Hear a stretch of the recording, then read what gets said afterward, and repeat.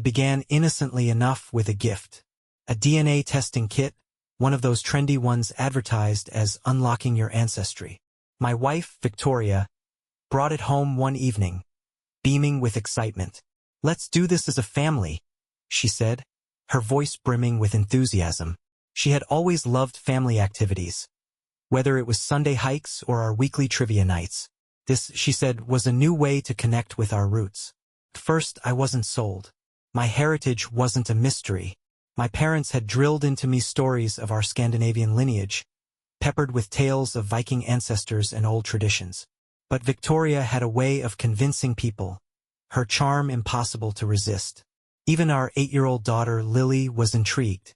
"I want to know if I have Viking blood," she exclaimed, bouncing with excitement. So, I relented, swabbed my cheek, and sent off the kit, figuring it would be a quirky little project to amuse us for a week or two. The tests became an afterthought as life rolled on.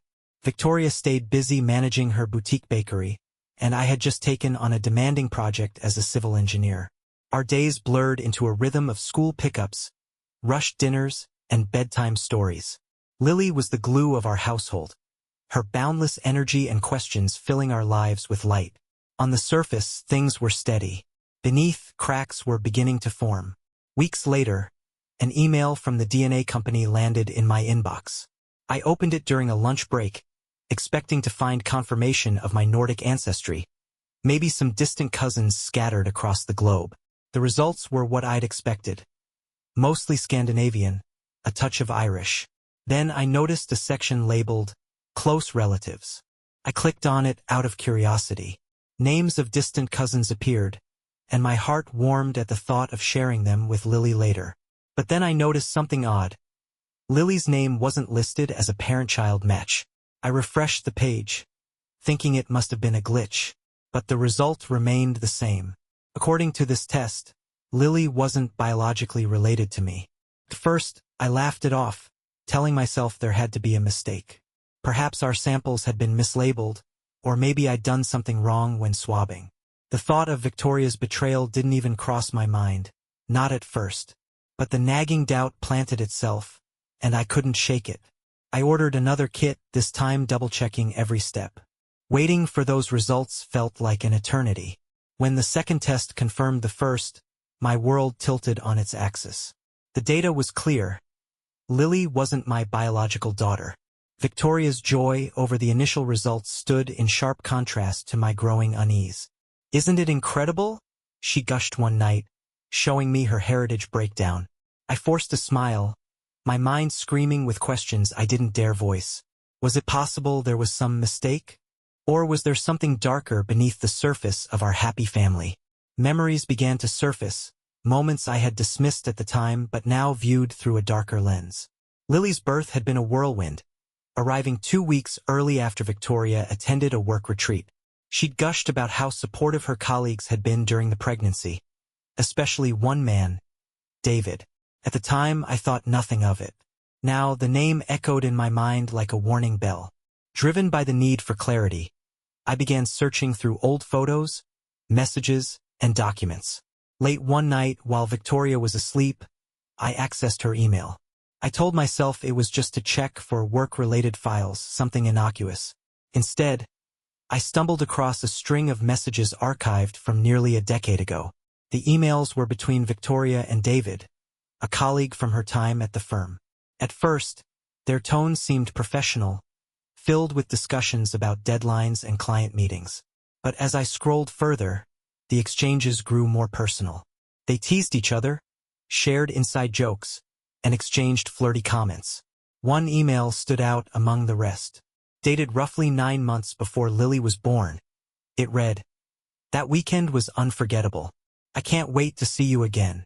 My stomach dropped. I spent the rest of the night piecing together their history, combing through Victoria's messages and old photos. David appeared in group shots from that work retreat, always standing a little too close to her. I found receipts from dinners and gifts during that time that I had assumed were work-related. Now they painted a different picture. Despite my discovery, I couldn't bring myself to confront Victoria. Not yet. I didn't want to fight. I wanted the truth. Over the next few days, I became hyper-aware of her behavior. She didn't seem suspicious, carrying on as though everything were normal. She baked cookies with Lily, chatted about her weekend plans, and kissed me goodnight like she always had. The facade of our perfect life made the weight of my secret knowledge even harder to bear. Lily's laughter echoed through the house, a reminder of the innocent life caught in the crossfire of adult mistakes. She was mine in every way that mattered, but now, even the simplest moments, helping her with homework, tucking her in at night, were tinged with sadness and doubt. I loved her fiercely, but the shadow of betrayal loomed over our every interaction. Determined to uncover the whole story, I contacted a private investigator. Felt extreme, but I needed answers Victoria wouldn't give me voluntarily. Over the next week, the PI confirmed my fears. David still worked in the same city, and Victoria had been in sporadic contact with him. Bank statements showed unexplained withdrawals during her work retreats, and there were receipts for gifts that didn't match anything I'd ever seen. The final blow came when the investigator uncovered an address linked to Victoria and David. It was a small townhouse, rented under a shared name. My hands shook as I stared at the report. It wasn't just an affair. It was a secret life. The truth was like a poison, corroding every aspect of our lives. I couldn't look at Victoria without seeing the lies, couldn't hold Lily without feeling the weight of what I'd uncovered. The perfect family I thought I had was nothing more than a carefully constructed illusion. As I sat alone in the dark one night, staring at the evidence in front of me, I realized there was no going back. The time for quiet suspicion was over. It was time to confront Victoria and force her to face the wreckage she had left in her wake. The days after discovering the emails passed in a haze of disbelief and dread. I couldn't look at Victoria without feeling the weight of her betrayal. Every touch, every shared glance, every mundane moment suddenly felt like a performance in a play I hadn't known I was cast in.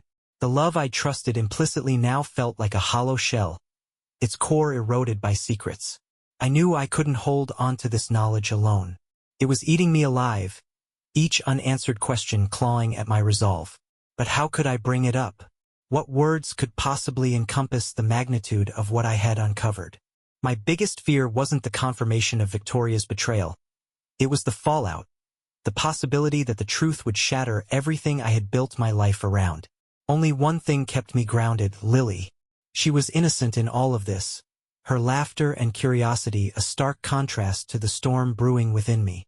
Whatever happened between Victoria and me, I had to shield Lily from the wreckage. Finally, I resolved to confront her. One evening, after putting Lily to bed, I found Victoria sitting on the couch, scrolling through her phone. The warm light of the lamp cast shadows across the room, and for a brief moment, I considered walking away, pretending I didn't know. But the weight in my chest pushed me forward. "We need to talk," I said, my voice heavy with the gravity of what was to come. Victoria set her phone down, her expression shifting from relaxed to wary. "What's wrong?" she asked.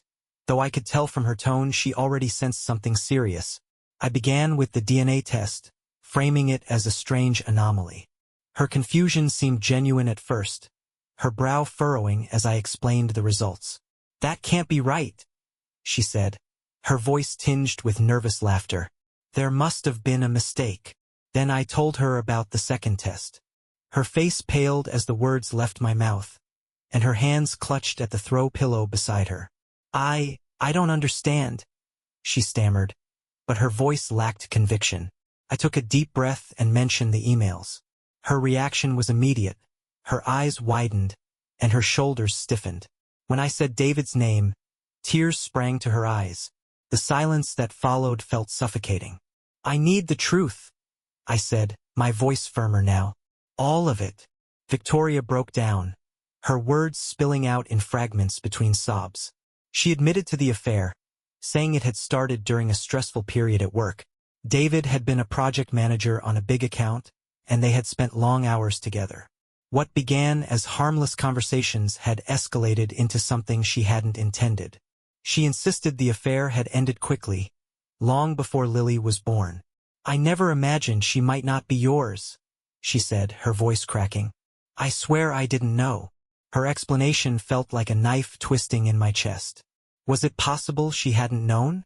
Or was this just another layer of the deception she had woven over the years? The tears streaming down her face might have once moved me, but now they felt like a performance, a desperate attempt to salvage the remnants of our fractured relationship. After her confession, I couldn't bear to share a bed with her. I moved into the guest room, leaving the master bedroom to Victoria.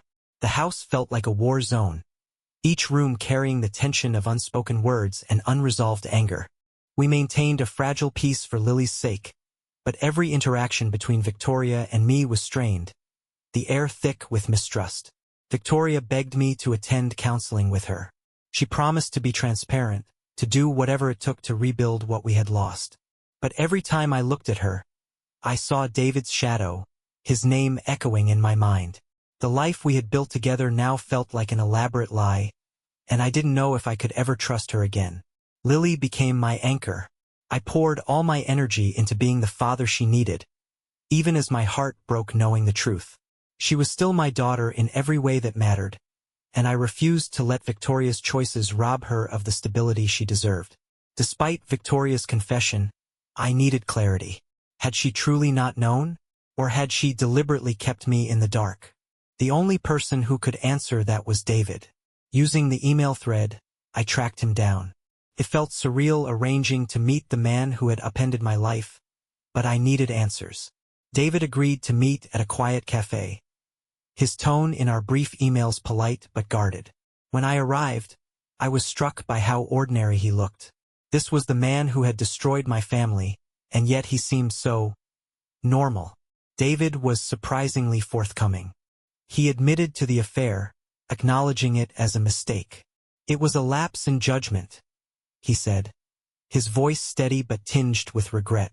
But it ended before it could become anything serious. When I asked if he had known about Lily, his reaction was one of genuine shock. He claimed Victoria had never told him she was pregnant, and he had no reason to suspect she might be his child. I didn't even know she was married at first, he added, his expression one of discomfort. I wasn't sure whether to believe him. He seemed sincere, but his words didn't align with Victoria's version of events. To settle the matter, I asked if he would take a DNA test. To my surprise, he agreed without hesitation.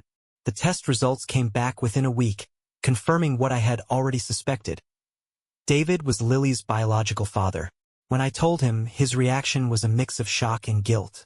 He asked about Lily, wanting to know what she was like, whether he could meet her. The request filled me with a visceral rage. Lily was my daughter, not his. The idea of him stepping into her life felt like a violation. I left the meeting feeling more conflicted than ever. The truth had brought no closure, only more questions. How much had Victoria lied about? How would I protect Lily from the fallout? And, most importantly, what was I supposed to do next? The days after meeting with Jacob, Aiden's biological father, were a blur of unease and unresolved tension. I had sought answers and I'd found them, but instead of clarity, they brought a storm of emotions that lingered in every corner of my life. Knowing that Jacob was biologically linked to my son, yet a stranger to the life we had built, added another layer to the already fragile situation with Sophia. Her betrayal wasn't just a crack in our foundation. It was a fissure that ran deeper with every passing day. Sophia's attempts to repair our relationship grew more frantic with each week.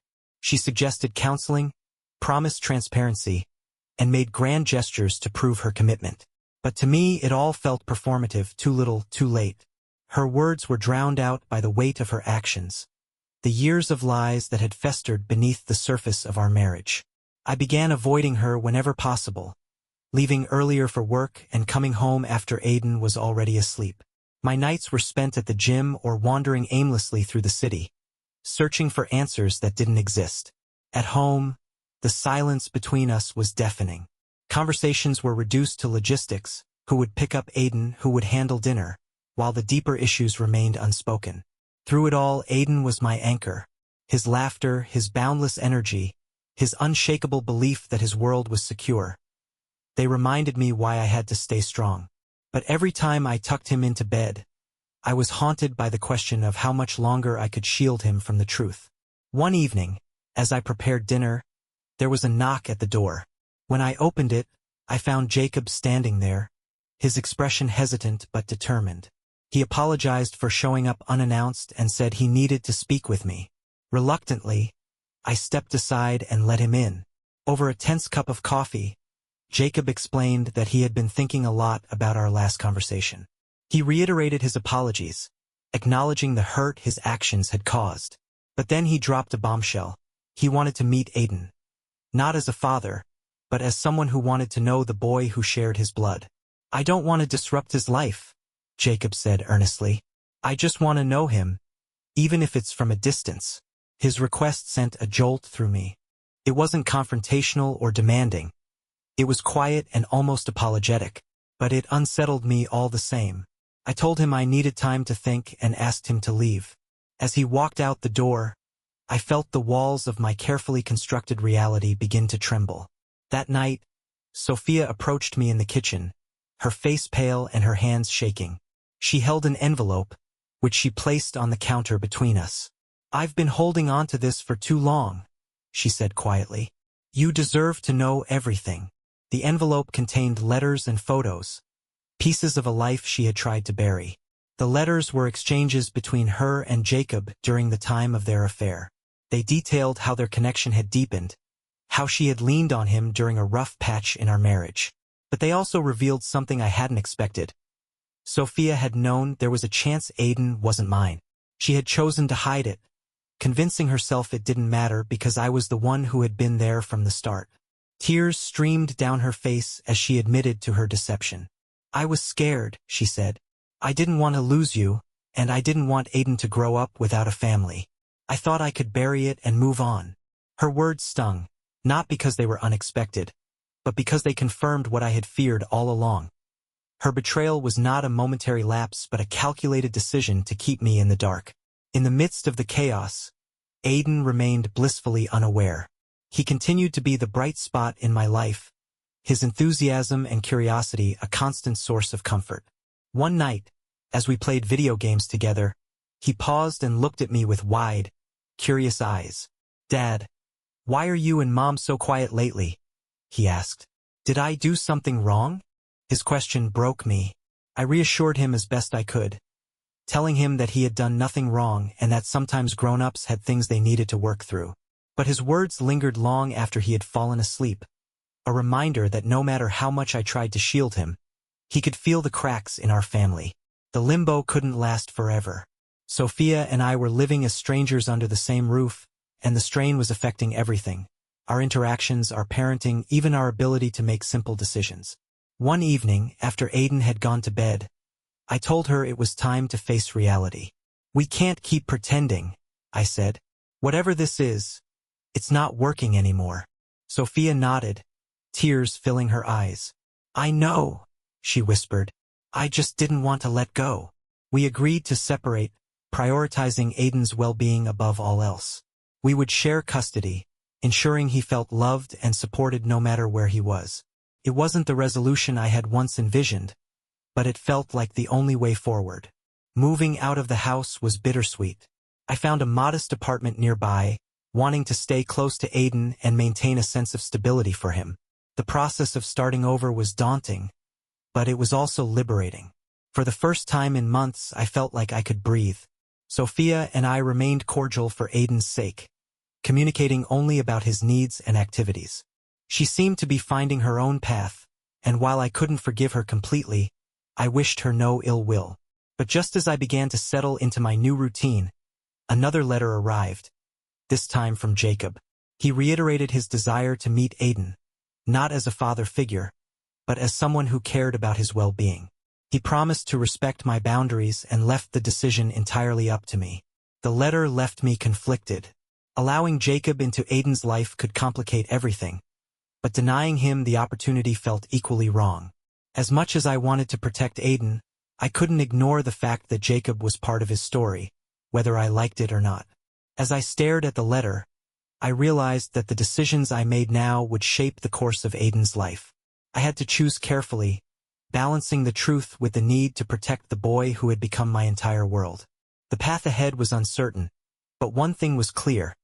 My love for Aiden would guide me through whatever came next. The arrival of Victor's letter threw me into a whirlwind of doubt and anxiety. I had been carefully piecing together a semblance of normalcy, trying to protect Maya, my 7-year-old daughter, from the chaos that had upended our family.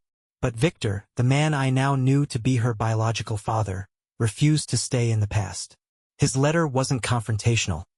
It was heartfelt, almost regretful, but it was also clear in its intent. He wanted to meet Maya, to know her, and to be part of her life. The decision lay squarely with me, and the weight of it was almost unbearable. Victor's request was a bombshell I wasn't ready for. Maya was my daughter in every way that mattered, but her biological connection to Victor was undeniable. If I chose to ignore his letter, I risked Maya discovering the truth later on and resenting me for keeping it from her. But if I allowed him into her life, I couldn't predict how it would affect her or us. I reread the letter countless times, looking for hidden motives or selfish intent, but none were there.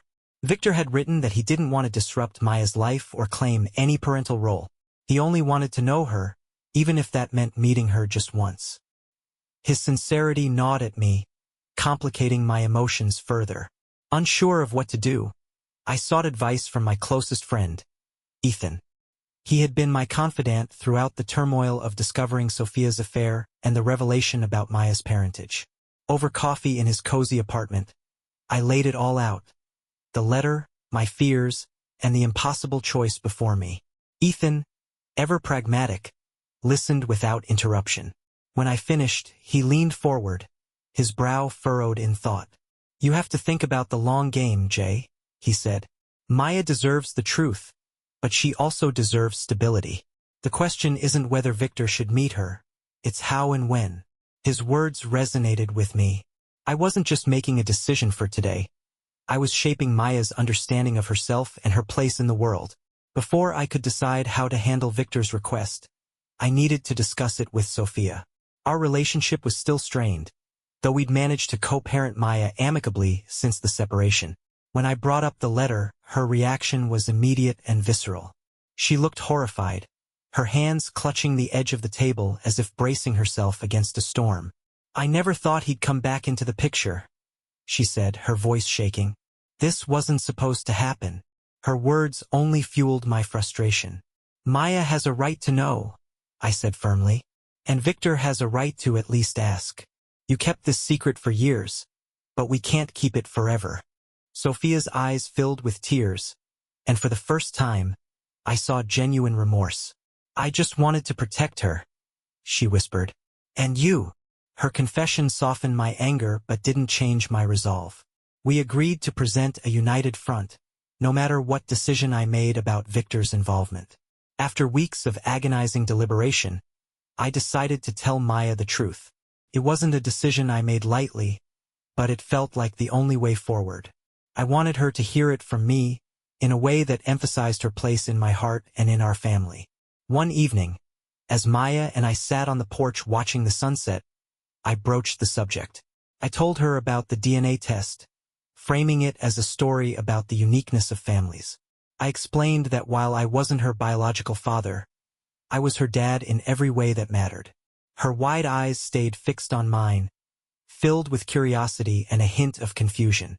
When I mentioned Victor, I chose my words carefully. "There's someone who helped bring you into this world," I said. "His name is Victor, and he'd like to meet you if you ever want to." Maya processed the information in silence, her little brow furrowed in thought. Finally, she asked, "Does this mean you're not my real dad?" The question hit me like a punch to the gut, but I managed to keep my voice steady. "Being a dad isn't about biology," I said. "It's about love. And no one will ever love you more than I do." When Maya expressed a cautious interest in meeting Victor, I arranged for them to meet at a local park. It was a neutral, familiar space where Maya could feel comfortable.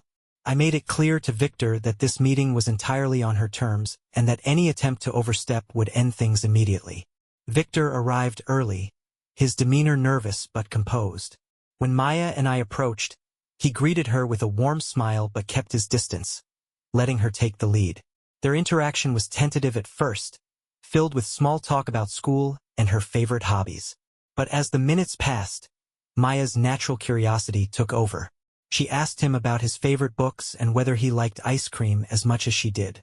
Watching them interact was bittersweet. It was clear that Victor cared deeply, but his presence also underscored the complexity of our situation. Still, I was relieved to see that he respected the boundaries I had set, never once attempting to undermine my role in Maya's life.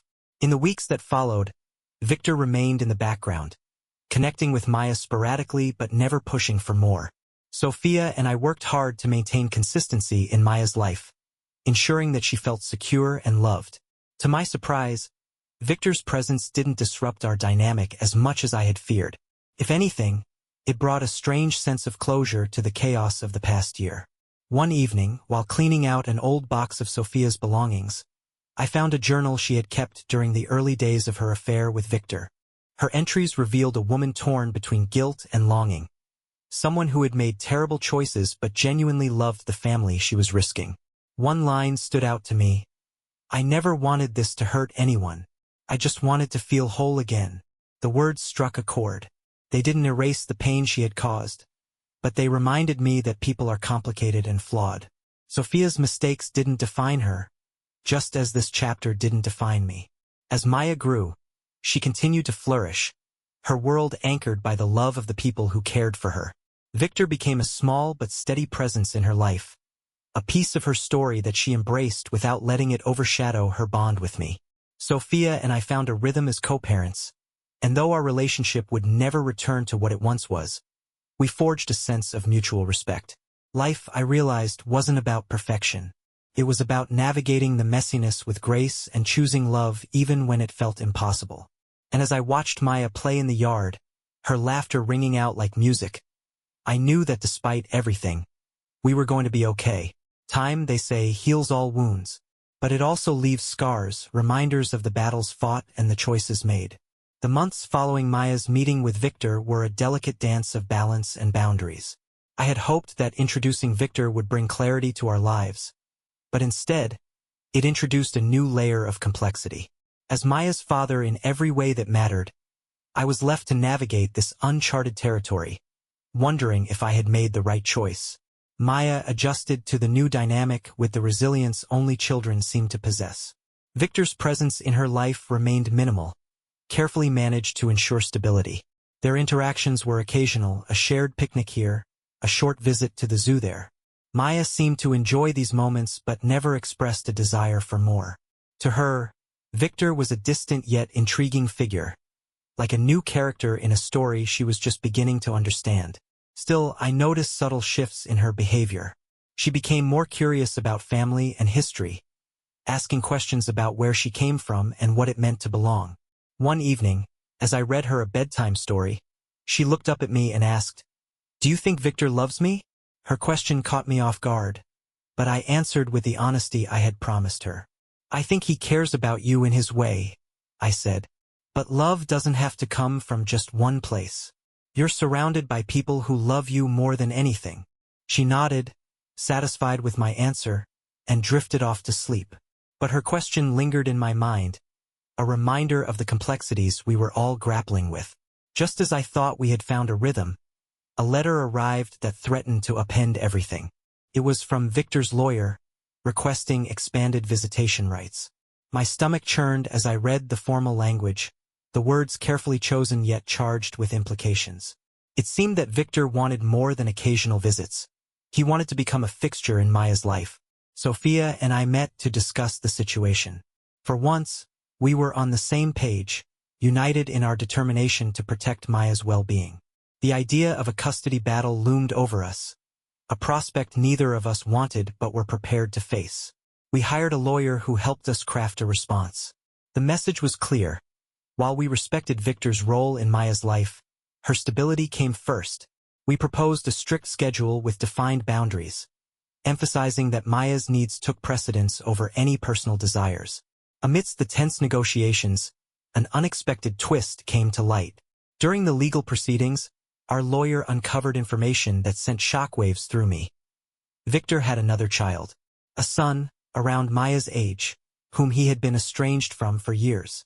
The boy lived with his mother in another city, and their relationship was virtually non-existent. The discovery painted Victor in a new light. How could he claim to want a relationship with Maya while neglecting another child? When I confronted him, he didn't deny it. Instead, he admitted that his past mistakes had driven him to try harder this time. "I've learned from my failures," he said. "I don't want to make the same mistakes with Maya." His words sounded sincere, but they didn't erase the doubts festering in my mind. Was he genuinely seeking redemption? Or was this just another chapter in a pattern of half-hearted efforts? The revelation about Victor's son forced me to reevaluate everything. I had been so focused on doing what was right for Maya that I hadn't fully considered the long-term implications of Victor's involvement. Would his presence enrich her life, or would it sow confusion and instability? One evening, as I watched Maya play in the yard, her laughter filling the air, I realized the answer was already in front of me. Maya was thriving. She was happy, loved, and supported by the family she knew. Introducing more uncertainty into her life felt like a gamble I wasn't willing to take. I sat down with Sophia that night and shared my decision. "Victor can remain a part of her life," I said, "but only on our terms. We need to protect her no matter what."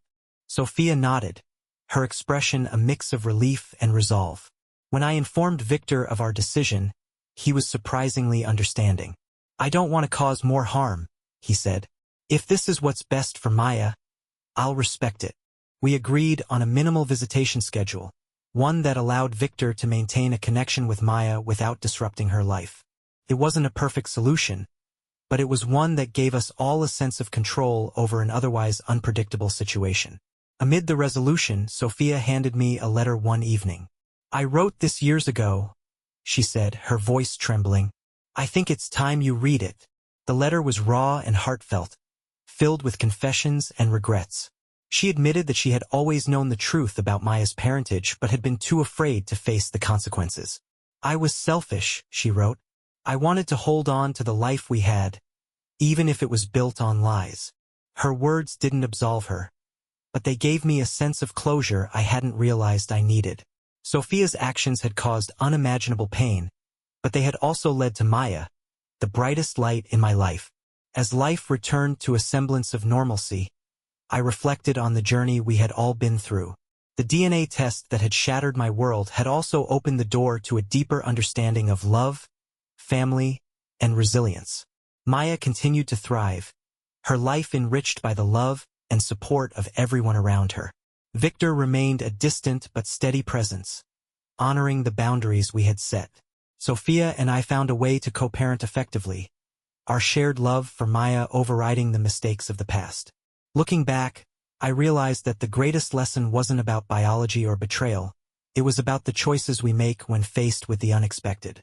Love, after all, is less about where we come from and more about the people who choose to stand by us, day after day. And as I watched Maya grow, her laughter echoing through the house, I knew I had made the right choice.